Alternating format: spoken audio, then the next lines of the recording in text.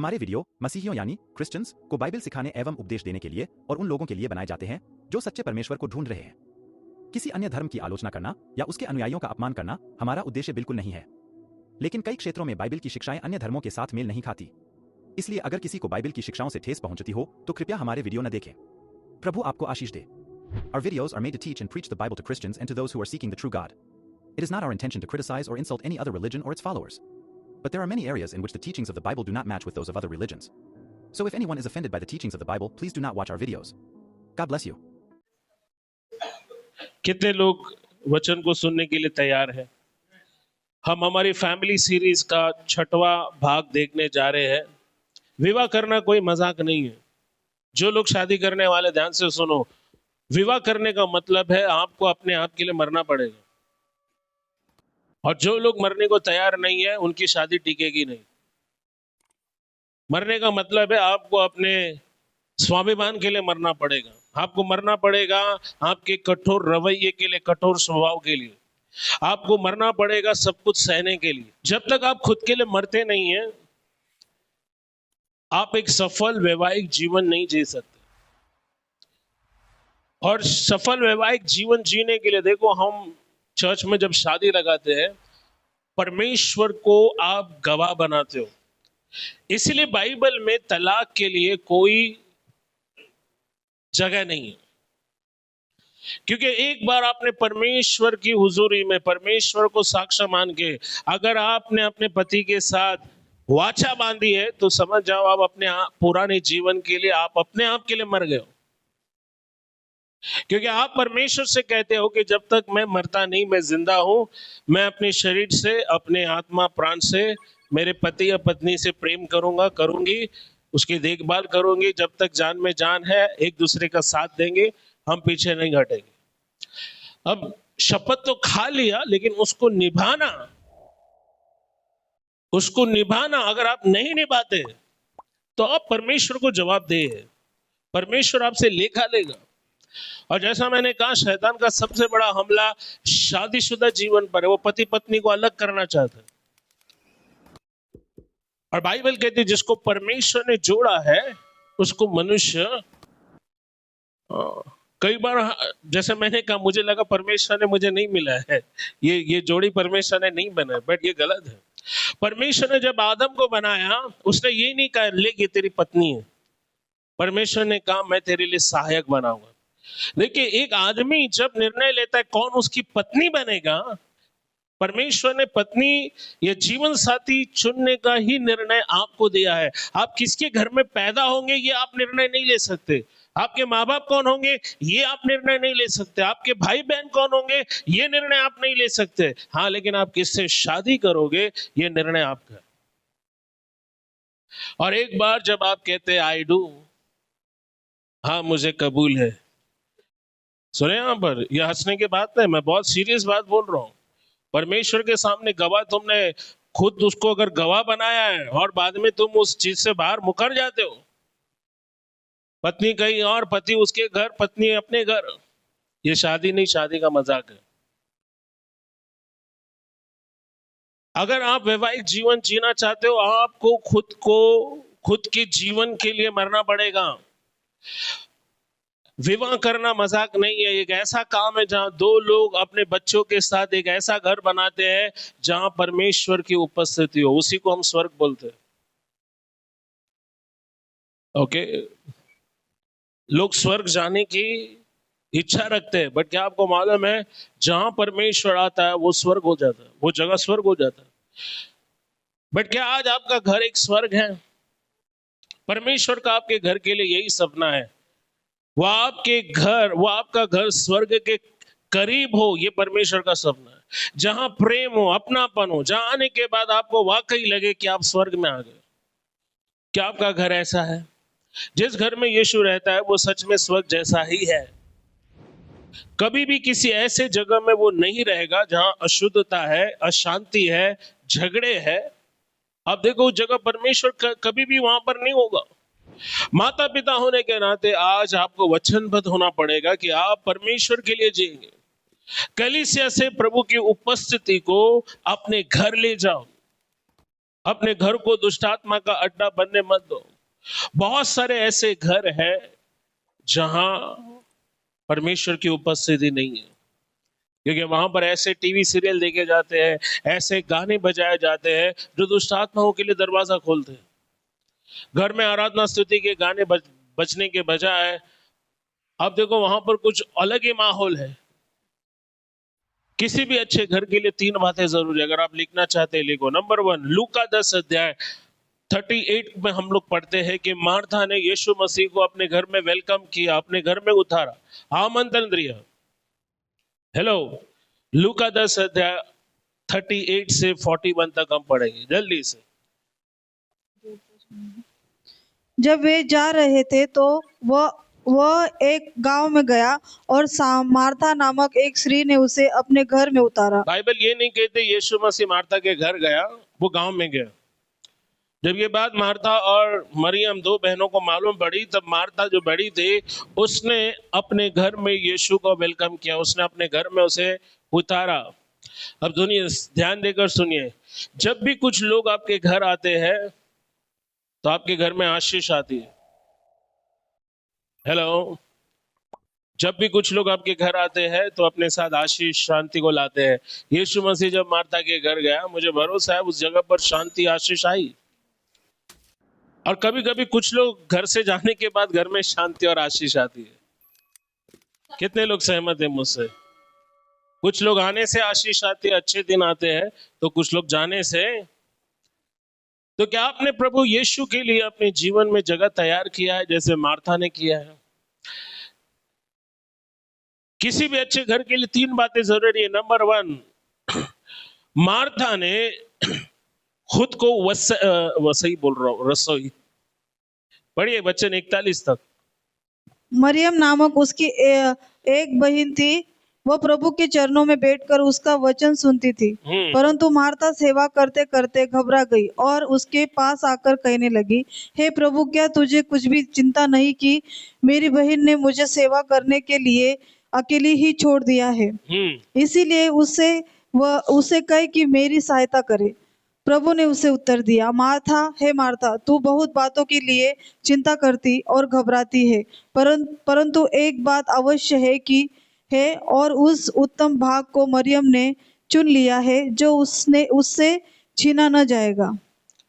तो यहाँ पर मार्था ने खुद को रसोई में खुद को इतना व्यस्त कर दिया कि उसने खुद को थका दिया। और जब वो थक गई, घबरा गई, और वो प्रभु के पास गई और प्रभु से कहने लगी, प्रभु तू मेरी बहन को कुछ बोलता क्यों नहीं है? सारा काम मुझ पर छोड़कर वो आराम से आपके चरणों में बैठी है, आप कुछ बोलिए उसे। रात का खाना बनाना है, आपके साथ 12 चेले बैठे हैं, मेरा एक भाई है, गांव के दूसरे लोग भी घर में खाने का इंतजार कर रहे हैं, कितना काम पड़ा है। आटा भूनना है, रोटियां बनाना है, सब्जी बनाना है, करी बनाना है, भात बनाना है, जीरा राइस बनाना है। यीशु ने कहा, मार्था, हे मार्था, तू बहुत से बातों की क्या करती है? एक बात अवश्य है कि मरियम ने जो चुना है वो सबसे उत्तम है और वो उससे कभी छीना ना। सवाल ये है कि क्या आप एक परिवार के रूप में प्रभु के चरणों में बैठते हैं? कई घरों में प्रॉब्लम का कारण क्या है? पति पत्नी प्रभु के चरणों में नहीं बैठते, टाइम नहीं है। मार्था की तरह खुद को काम में इतना बिजी करते, बाद में जब लोड ओवरलोड हो जाता है, संसार की जीवन की जिम्मेदारियां उन्हें थका देती है, जब वो डर के तब उनको प्रभु याद आता। सुनिए, अब सवाल है कि क्या आप एक परिवार के रूप में प्रभु के चरणों में बैठते हैं? नंबर 2, आराधना। यूहन्ना 12:1 कहता है, 1 से 6 में, जब यीशु मसीह मरियम के घर आए तब मरियम ने सबसे महंगे जटामासी के बोतल में जो सबसे महंगा इत्र था, वो जटामासी का बोतल तोड़कर उसने तेल से यीशु का अभिषेक किया। ये उसकी आराधना थी। ये उसकी क्या थी? यीशु के एक चेले को बड़ा गुस्सा आया, बोला, इतना क्यों पैसा बर्बाद किया? ये पैसा अगर होता तो गरीबों के काम आता। पास्टर इतना 50,000 का स्पीकर क्यों लिया आपने? 10,000 का स्पीकर भी चलता। इतना महंगी चीजें पे पैसा क्यों खर्च करते हो? यीशु को पता था कि उसके चेले को गरीबों की चिंता, बट उसका एक चेला चोर था जो पैसे क्या करता था। यीशु ने कहा, हेलो, गरीब तुम्हारे साथ हमेशा रहेंगे, मैं तुम्हारे साथ नहीं रहूंगा। उसने जो किया है उसने मेरी आराधना की है। सुनो, यहां पर एक परिवार के रूप में आपने कब प्रभु के साथ आराधना में समय बिताया? ये सबसे बड़ा सवाल है। नंबर 3, गवाही। उसी यूहन्ना 12:9 में आप देखो, ये मार्था और मरियम का एक भाई भी था, मालूम है, जिसको यीशु ने मुर्दों में से जिंदा किया। किसी को मालूम है उसका नाम क्या है? जरा जोर से बोलो। सिस्टर रंजना अकेली को पता है, बताओ क्या नाम था उसका? लाजरस। 3 दिन का मुर्दा जो कब्र में पड़ा था, यीशु ने कहा, हे लाजरस बाहर आ, और वो अपने कफन के साथ जिंदा होकर बाहर आया। मुर्दे भी जिंदा होते हैं यीशु के एक नाम से। आप देखो, जो मुर्दा लाजर जी उठा था वो उनके घर की सबसे बड़ी गवाही थी, और लोग लाजर को देखने के लिए उसके घर पर भीड़ की भीड़ आ रही थी। आप देखो, उनके घर में भीड़ आने के कारण क्या था? उनका भाई जो लाजर मर चुका था वो जी उठा था। ये उनके घर की गवाही थी। आज नंबर 3 सवाल मैं आपसे पूछता, आपकी घर की गवाही क्या है? आपके आसपास के लोग आपको किस तरह देखते हैं? भले लोग आज आपके सामने कुछ नहीं बोलेंगे, लेकिन लोग आपके पीछे जरूर बात करेंगे। ये देखो, चर्च में जाते हैं, इनके घर में देखो क्या प्रॉब्लम है। ये देखो, इनके घर में हाउस ग्रुप चलता है, देखो इनके घर में क्या समस्या है। आज सवाल ये है, आपकी गवाही क्या है? वचन, आराधना और गवाही, ये 3 चीजें बहुत महत्वपूर्ण है। जब इजरायली लोग मरुस्थल में थे तो मूसा द्वारा परमेश्वर ने एक महत्वपूर्ण आज्ञा उन्हें दी। यह आज्ञा क्या थी? व्यवस्था विवरण 6 अध्याय 6 से 9 में मिलता है। अब व्यवस्था विवरण 6 अध्याय 6 से 9 में परमेश्वर ने इजरायलियों से कहा, ये आज्ञाएं जो आज मैं तुझे सुनाता हूं वो तेरी मन में बनी रहे। बाजू वाले को बोलो, प्रभु का वचन ये कान से मत निकालो, उसको मन में जमा करो। सुनो, बाइबल कहती है ये आज्ञाएं जो आज मैं तुझे सुनाता हूं तेरी मन में बनी रहे, तू इन्हें अपने बाल बच्चों को समझा कर सिखाया करना। अब कौन किससे बोल रहा है? परमेश्वर इजरायलियों से कह रहा है कि तुम अपने बाल बच्चों को मेरी आज्ञाएं समझाओ, सिखाओ। घर में बैठे, रास्ते में चलते, लेटते, उठते इनकी चर्चा करो, और इन्हें अपने हाथ पर चिन्हानी के रूप में बांधना। तेरे आंखों के बीच में ये टीके का काम दे, और अपने घर के चौखट की बाजुओं पर, फाटकों पर इसे लिखना। कितने यहां पर ऐसे लोग हैं जिनके घरों में बाइबल का वचन दीवार पे टंगा हुआ है? कितने लोगों के घर में ऐसा है? हाँ, नहीं, सच में है तो ऐसा हाथ हो। कितने लोगों के घरों में?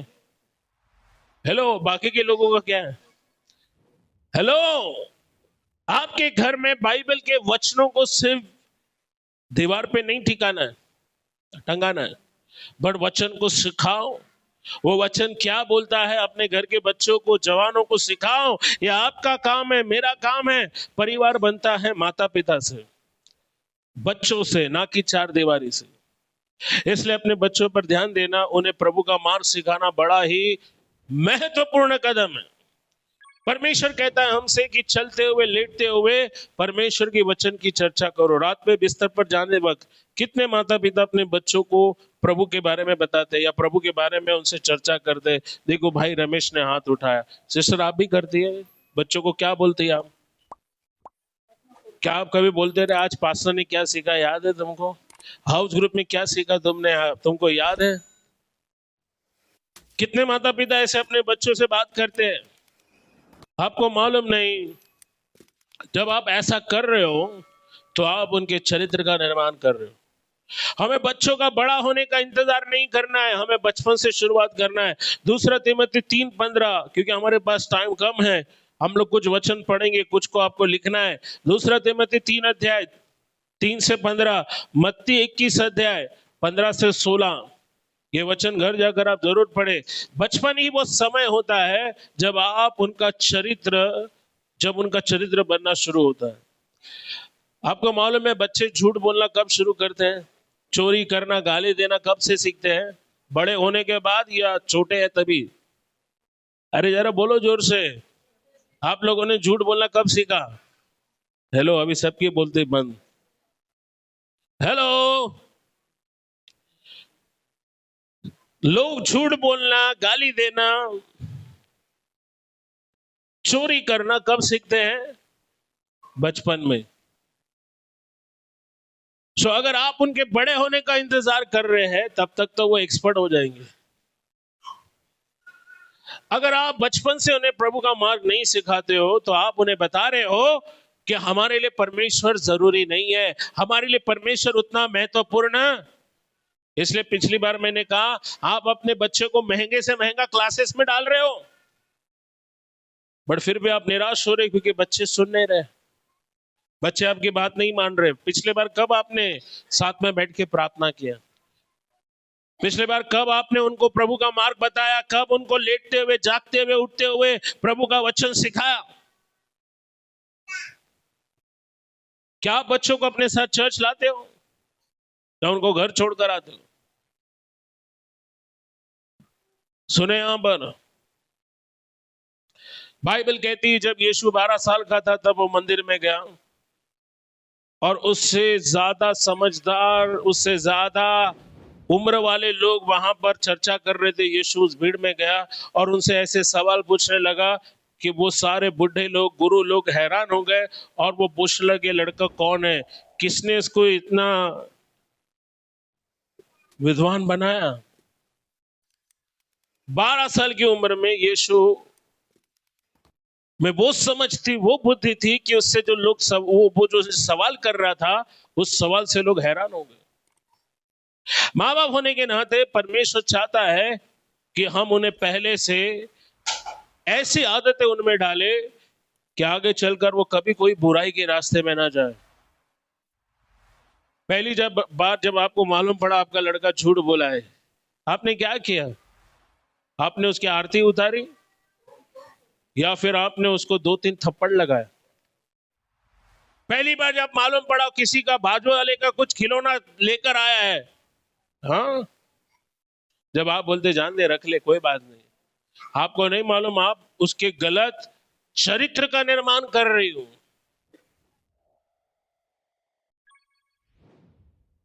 हम कैसे प्रभु का मार्ग बच्चों को सिखा सकते हैं? लिखना है, लिखो। नंबर 1, उनके लिए उदाहरण बनकर। बोलो, मैं उनके लिए उदाहरण हूं। माँ बाप के लिए, बच्चों के लिए उदाहरण कौन है? आप और मैं। बोलो, आप और मैं। हेलो, जब भी माता पिता, अब जो मैं बोलने जा रहा हूं बहुत ध्यान से सुनो, जब भी माता पिता में झगड़े होते हैं या घर के बड़े बुजुर्ग से उनकी नहीं बनती है, hey Elijah, come here, you also come here। जब भी झगड़ा होता है हम क्या करते हैं मालूम है? बच्चे को हथियार बनाते। क्या बनाते? कौन सा हथियार? डोंट टॉक टू हर, बात नहीं करने का उससे, उसके पास जाने का नहीं, अच्छे लोग नहीं है वो लोग, छी। बच्चा मासूम है, उसको मालूम नहीं, बट उसको ट्रेन किसने किया? बोलायचं ना त्याच्या बरोबर।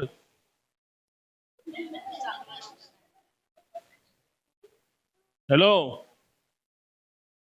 माँ बाप लड़ते हैं और हथियार किसको बनाया है? सुनो, यहां पर हम बच्चे के मन में क्या डाल रहे हैं मालूम है? हम बच्चे के मन में डाल रहे हैं कि फैमिली का कोई महत्व नहीं है। हम बच्चे के दिमाग में डाल रहे हैं कि प्यार कंडीशनल होता है, यानी उसकी एक शर्त होती है, अगर तुम मेरे साथ अच्छे रहो तो मैं तुम्हारे साथ अच्छा रहूंगा। सुनो यहां पर यीशु ने क्या सिखाया, तुम सिर्फ अपने नमस्कार करने वाले को नमस्कार मत करो, जो तुम्हारा बुरा चाहते उनको भी क्या करो। देखो, इसीलिए यीशु पर विश्वास करना और उसके अनुयायी होना, इसमें दो जमीन आसमान का फर्क है। हम शिक्षा को सुनते हैं लेकिन क्या उस पर चलते हैं? अगर घर के बड़े बुजुर्गों से झगड़ा होता है तो हम बच्चों को ढाल बना लेते हैं और बच्चों को उनसे बात करने या उनके नजदीक जाने से क्या करते हैं? नेक्स्ट संडे आधा से ज्यादा क्राउड खाली रहेगा।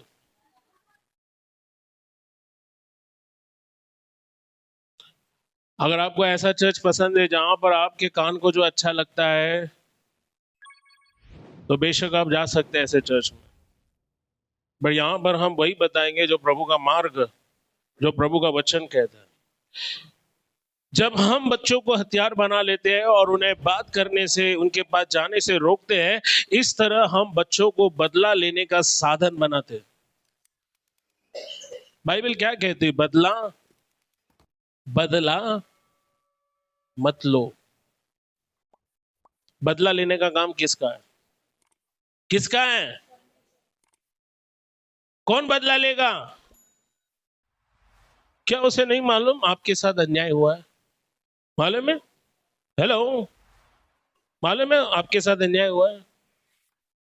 तो आप क्यों बच्चों को बदला लेने का साधन बना रहे हो?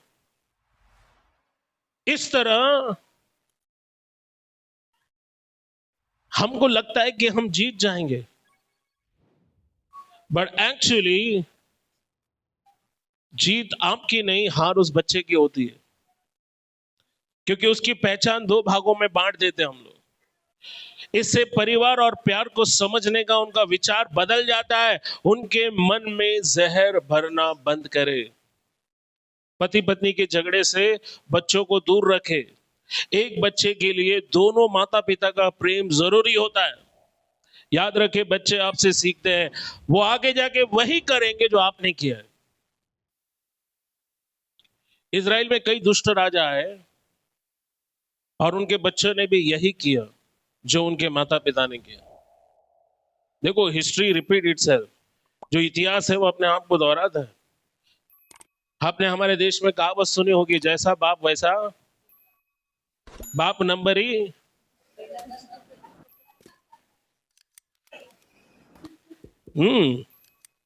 पहला राजा 15 अध्याय पढ़ो।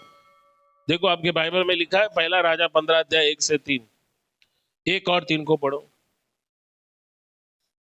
नाबात के पुत्र यारोबाम बाम के राज्य के 18वें वर्ष में अबियाम यहूदा पर राज करने लगा। वह 3 वर्ष तक यरूशलेम में राज करता रहा। उसकी माता का नाम माका था, जो अबशालोम की पुत्री थी। वह वैसे ही पापों की लीक पर चलता रहा जैसे उसके माता पिता उसके पिता ने उससे पहले किए थे। देखो, बाइबल क्या कहती है, ये राजा जो है वैसा ही बुराई के रास्ते पर चला जैसे उसके, सुनो यहां पर, इट्स नॉट जोक। आपके बच्चे वही बनेंगे जो आपसे सीखेंगे। उसी अध्याय में 25 और 26 को पढ़ो।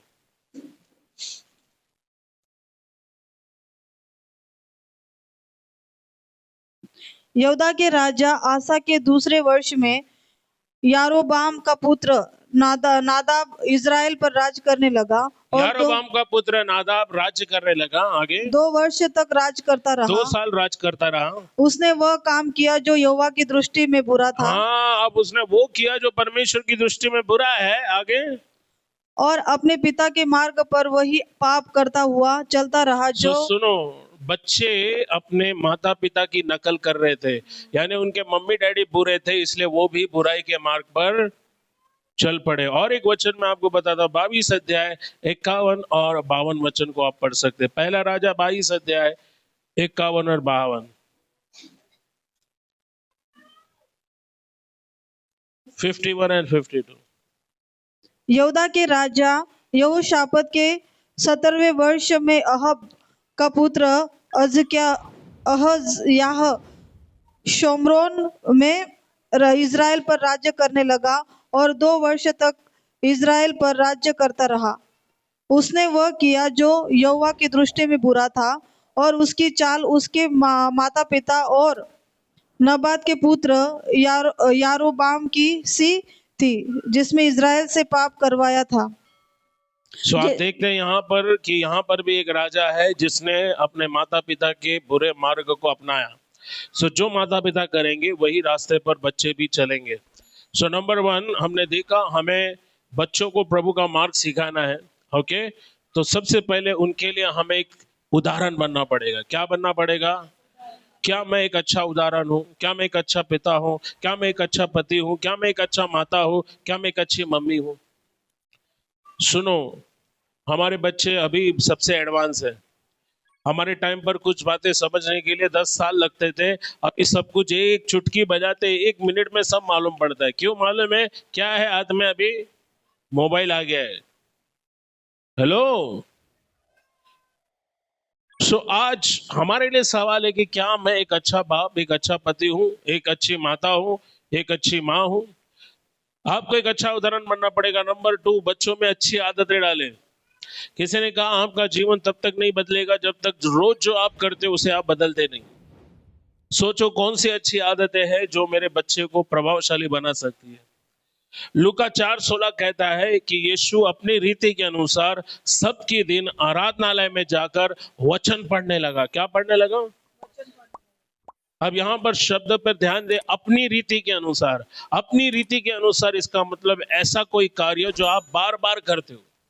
यानी यीशु जब भी अपनी नगर नासरत में आया तब ये उसकी आदत थी कि वो आराधनालय में जाए और वचन को पढ़े। दानियल दिन में 3 बार प्रार्थना करता था। दानियल 6:10 में आप इसको पढ़ सकते हैं। भजन लिखने वाला दाऊद कहता है कि मैं 7 बार प्रार्थना करता था। आप इसको भजन 119, 164 में पढ़ सकते हैं। यीशु के चेले सप्ताह के पहले दिन हर हफ्ते मिलते थे, प्रेरित 20:7। तो आप देखो, ये कुछ अच्छी आदतें हैं जो आपके जीवन को प्रभावशाली बनाएंगे। अगर आपको सुबह उठने की आदतें हैं तो आप फिट और फाइन रहोगे। अगर आपको कुछ अच्छी चीजें करने की आदत है तो आपका जीवन में कभी आपको कोई नुकसान नहीं होगा। नंबर 3, अपने बच्चों की गलती को सुधारो।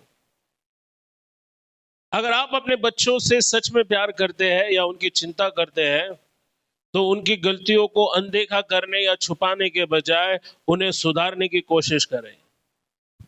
हमारे समय में सुधारने के 2 तरीके थे। हमारे घर में एक झाड़ू होता था और चप्पल होता था।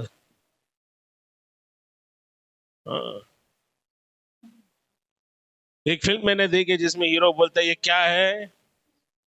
चप्पल है। बोले चप्पल नहीं, कोल्हापुरी चप्पल। तो हमारे घर में पिटाई होती थी। किससे? पिटाई करने वाली कौन थी? झाड़ू। फिर थोड़ा जब हम बड़े हो गए तो माने सब। तो कभी कभी प्रभु का धन्यवाद करते, अगर वो पिटाई नहीं मिली होती तो आज हम सुधरे होते। बाइबल कहती है जो बाप अपने बच्चे पर छड़ी नहीं चलाता है वो उसका क्या है? दुश्मन है। नीति वचन 23:34। ज्यादा प्रेम बच्चों को बिगाड़ सकता है। हेलो, ज्यादा प्रेम क्या कर सकता है? तो आप मुझसे अपेक्षा मत करो हमेशा प्रेम की बातें करेंगे, प्रेम की बातें करेंगे। तो कभी कभी जरा दवाई भी कड़वी होती, पिलाना पड़ता है कि नहीं? ओके, 22 अध्याय 15 वचन को पढ़िए। 22:15। लड़के के मन में मूर्खता की गांठ बंधी रहती है, परंतु अनुशासन की छड़ी के द्वारा वह खोल कर उससे दूर की जाती है। हाँ, मूर्खता यानी मूर्खता। बच्चे में मूर्खता होती है, बच्चे ऐसे ही होते हैं। और बाइबल कहती है अनुशासन की छड़ी से मूर्खता का गांठ खोला जाता है। हालेलुया। मालूम ना गांठ कोई रस्सी में गांठ आती तो उसको कैसे खोलना है, बराबर बच्चों में मूर्खता का गांठ है तो उसको खोलने के लिए क्या है, छड़ी है। 6:23 को पढ़िए, नीति वचन 6:23। अगर आप प्रेम करने और सुधारने इन दोनों के बीच के फर्क को नहीं समझते तो आप परेशान होंगे। ज्यादा प्रेम नुकसानदायक होता है। आपको एक संतुलन यानी बैलेंस बनाना बहुत जरूरी है। एक छोटी सी गलती कल एक बड़ी आफत बन सकती है। जब एक बाप बच्चे को अनुशासन देता है तब माँ को बीच में नहीं आना चाहिए। हेलो, जानते हैं क्यों बच्चे माँ से ज्यादा चिपकते हैं? बचाते हैं। हाँ, और सब बच्चे बाप को अपना दुश्मन समझते हैं। क्यों? नहीं। क्योंकि पीटने का काम किसका है? कभी कभी कविता बोलते हैं, आप मत पीटो, आपका हाथ बड़ा है। माँ तो माँ होती है ना।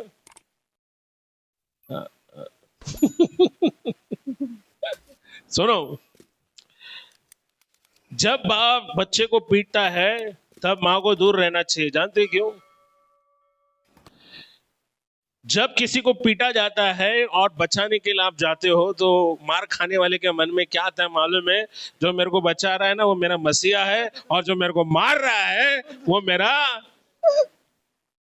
पास्टर, मेरा सबसे बड़ा दुश्मन है। और ऐसे में कोई आके सर पे हाथ घुमाए ना तो वो हमको क्या लगता है? सुनो, यहां पर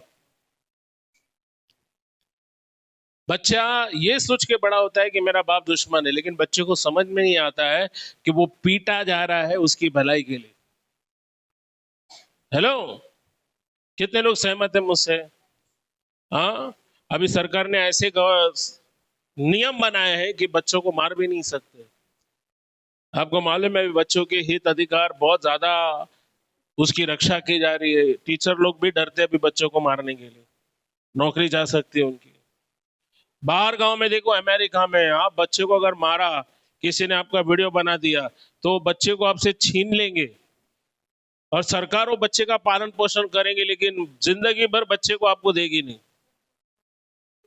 हाँ, सिर्फ भारत ही एक ऐसा देश है जहां पर माँ बाप बच्चों की धुलाई, पुलिस भी कुछ बोलती नहीं है। हाँ। नंबर 4, अपने बच्चों से खुलकर बात करें, अच्छे रिश्ते का विकास करें। उड़ाऊ पुत्र वापस अपने बाप के घर आया, मालूम है क्यों? ये उसके बाप का प्रेम था जो उसको वापस उस सुअरों के बीच से बाप के घर ले गया। माता पिता को बच्चों से बात करने के लिए समय देना चाहिए। माँ बाप होने के नाते आपको बच्चों के लिए समय निकालना बहुत जरूरी है। एक साथ मिलकर कुछ ऐसे काम करें, जैसे बाहर घूमने जाए, पिकनिक का आयोजन करें, उनके साथ खेल खेलें। पिछली बार कब आप अपने बच्चों को बाहर घुमाने लेकर गए, पार्क में लेकर गए? हाँ, हमारे कुछ बच्चे चर्च में बड़े हुए, उन्होंने कहा पास्टर जब तक हम चर्च में नहीं थे किसी ने हमारा बर्थडे ही नहीं मनाया, हमको मालूम ही नहीं था बर्थडे का केक क्या होता है, बर्थडे का गिफ्ट हमको नहीं मालूम था। प्रभु की स्तुति हो, चर्च में आने के बाद बहुत सारी चीजें लोगों को मालूम पड़ी। तो अगर आप एक माता पिता हो, आई नो डार्लिंग, अगर आप एक माता पिता हो तो अपने परिवार को बाहर लेकर जाए, हर हफ्ते नहीं तो महीने में एक बार। इससे आपको मौका मिलेगा अपने बच्चों के साथ बात करने का, टाइम मिलेगा, उनके दिल में क्या है। अब बच्चों के दिल में क्या है वो किसको बताएंगे? कभी कई बार बच्चों को डर लगता है, अरे मेरा बाप मुकाम वो खुश हुआ, बाप के पास जाएगा तो बाप मेरे को मार मार के, माँ को बताएगा तो माँ। तो बच्चे क्या करते हैं, अपने दिल की बात किसको जाके बोलते हैं मालूम है? दोस्त को। अब दोस्त को क्या मालूम? हाँ, दोस्त को कुछ मालूम है? उनको जीवन का कुछ अनुभव नहीं है, तो उनके दोस्त उनको गलत सुझाव देंगे और वो गलत सुझाव लेकर, इसलिए आपको अपने बच्चों का मित्र बनना पड़ेगा। क्या बनना पड़ेगा? हाँ, उनसे बात करो, उनको कोई तकलीफ तो नहीं है। कई माँ बाप लोग अपने सपनों का बोझ बच्चों पर डालते हैं। ए बड़ा होके तेरे को इंजीनियर ही बनने का है। अरे बच्चे से पूछा उसको क्या बनने का है। हेलो, सुनो यहां पर, वो तारे जमीन पर देखा आपने वो फिल्म? नहीं देखा, जाके एक बार देखो। रियलिटी है, सच्चाई है। हम माता पिता चाहते हैं हमारे बच्चे हमेशा जीवन में आगे रहे, बहुत अच्छी सोच है। पर याद रखो, ये जीवन जो आपको परमेश्वर ने दिया है, वैसे ही आपके बच्चे भी परमेश्वर ने आपको दिए। यस, आप माता पिता है, आप उनको पढ़ाते हो, आप उनको अच्छी राह दिखाते हो, बट उन पर बोझ डालना सरासर गलत है। उनसे पूछो वो क्या बनना चाहते हैं, उनकी इच्छा क्या है। उड़ाव पुत्र जब वापस घर आया तो ये पिता का प्रेम था जो उसको अपने घर लेकर आया। आज बच्चे अपने सवालों को माता पिता के पास ले जाने के बजाय अपने दोस्तों के पास ले जाते हैं या अपने मन में ही रख लेते हैं। ऐसे में उनको सही जानकारी नहीं मिलती। लास्ट और आखिरी, अपने बच्चों को तंग मत करो। लास्ट वचन कुलुसियों 3:21, अपने बच्चों को तंग मत करो। बोलो अपने बाजू वाले को इधर। यस, मानसी बहुत खुश हो रही है। मम्मी देख देख, पास्टर तेरे लिए प्रचार कर रहे हैं। हाँ, हेलो, अगले संडे तुम्हारे लिए है। बच्चों का कर्तव्य क्या है ये भी बताने वाला हूं। हेलो, अभी खुश हो जाओ, नेक्स्ट संडे आना है। कुलुसियों 3:21, अपने बच्चों को तंग मत करो। जितने आपके बगल में बैठे एक दूसरे को बोलो बच्चों को तंग मत करो। पढ़ा है आपकी बाइबल में लिखा, पढ़ो पढ़ो। हे बच्चे वालों अपने बच्चों को हे बालकों को बच्चे वालों, जिनके पास बच्चे हैं किस्मत वाले, आशीषित है। सॉरी, ये वर्ड नहीं बोलना चाहिए, किस्मत वाले। जो बच्चे हैं, जिनको प्रभु ने बच्चे दिए, वो आशीषित हैं। और बाइबल कहते हैं बच्चे वालों अपने बच्चों को, बालकों को तंग न करो। अपने बच्चों को तंग। अब बच्चों को तंग करने का तरीका है उनसे बुरा बर्ताव करना, बार बार उनकी शिकायत करना, उनके आत्म सम्मान को नुकसान पहुंचाना। कुछ माँ बाप बच्चों को नंगा करके बाहर खड़ा कर दे। ए चल कपड़े उतार, बाहर खड़े थे।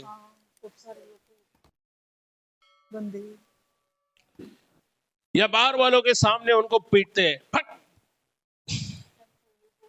जिनसे उनके आत्म सम्मान को क्षति पहुंचती है।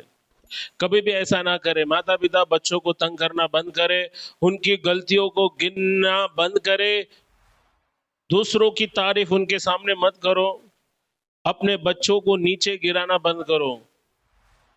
यीशु मसीह ने लूका 18 में बच्चों को पास बुलाया। ए बेटा इकडे, अगर तुला बोलतो, ए बाबू इकडे।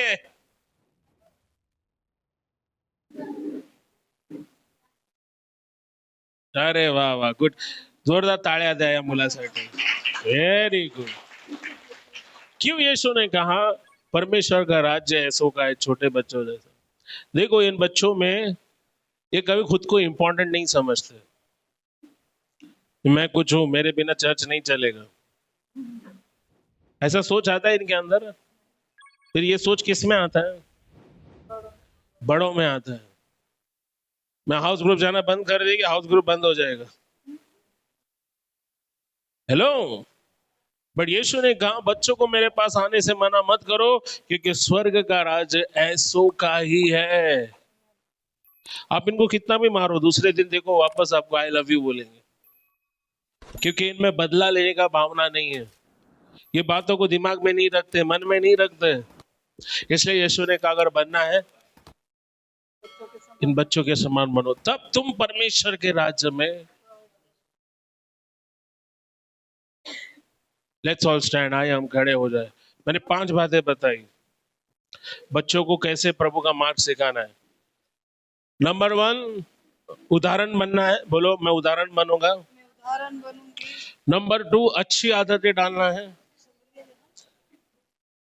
दानियल कितने बार प्रार्थना करता था? 3 बार।